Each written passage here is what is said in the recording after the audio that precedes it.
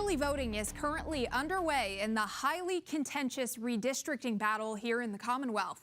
Tonight, we're breaking down what this could mean moving forward and how Virginians are feeling about the situation.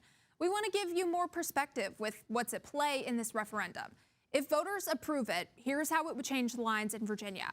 The current congressional map has Democrats holding 6 seats and Republicans holding 5. But the map Democrats are pushing for gives them 10 seats and leaves Republicans with just 1. And Virginia isn't alone in the redistricting battle. Take a look at this map here. The 16 highlighted states have either adopted a new map or they're considering it. Now, this all started when President Trump asked red states to change their maps in favor of Republicans in the midterms.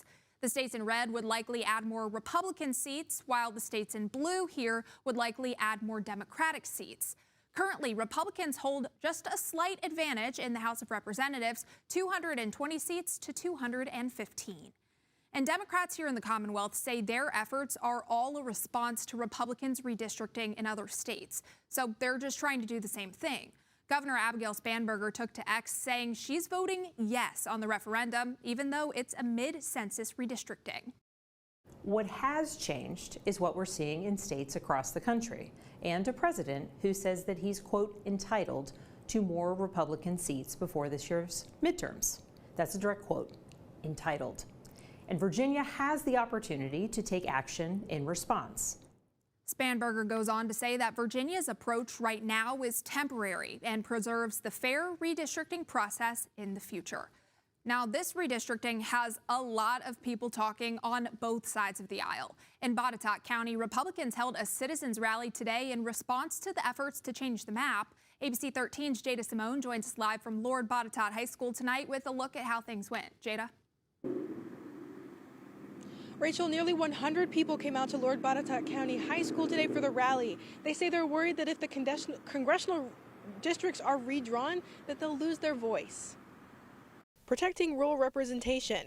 That's the message many Republicans are hoping to get across. Organizers say the rally aims to push back against Democratic efforts to redraw district lines in a way that could favor more populated urban areas. Well, Botetourt County is where this referendum is going to either pass or fail. Rural Virginia needs to be motivated and educated about this important issue and turn out to vote either before or on April 21st against this referendum. Congressman Ben Cline says when districts change, smaller communities can sometimes lose influence compared to larger cities. Supporters at the rally say that's their main concern here in rural Virginia.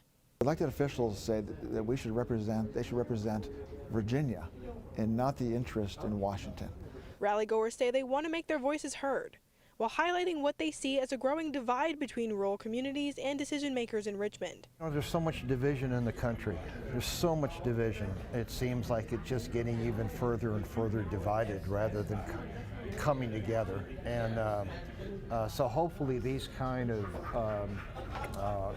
proceedings will help. Klein says events like this are about reminding voters that redistricting decisions can shape how communities are represented for years to come.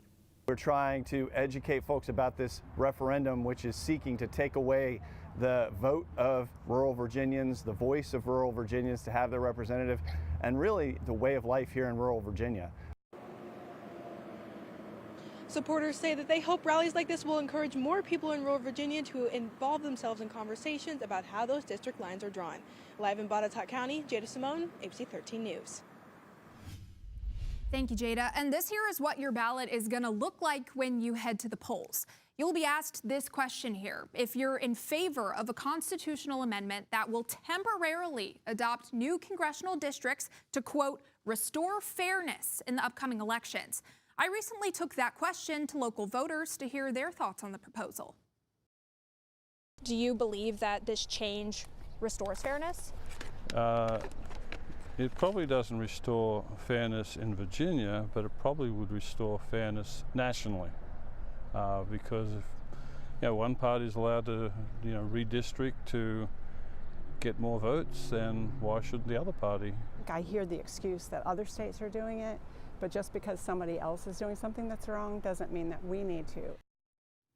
Educational materials may not be available at the ballot box because of all of the legal back and forth with this referendum, so voters are urged to do their own research before they go to cast their ballots.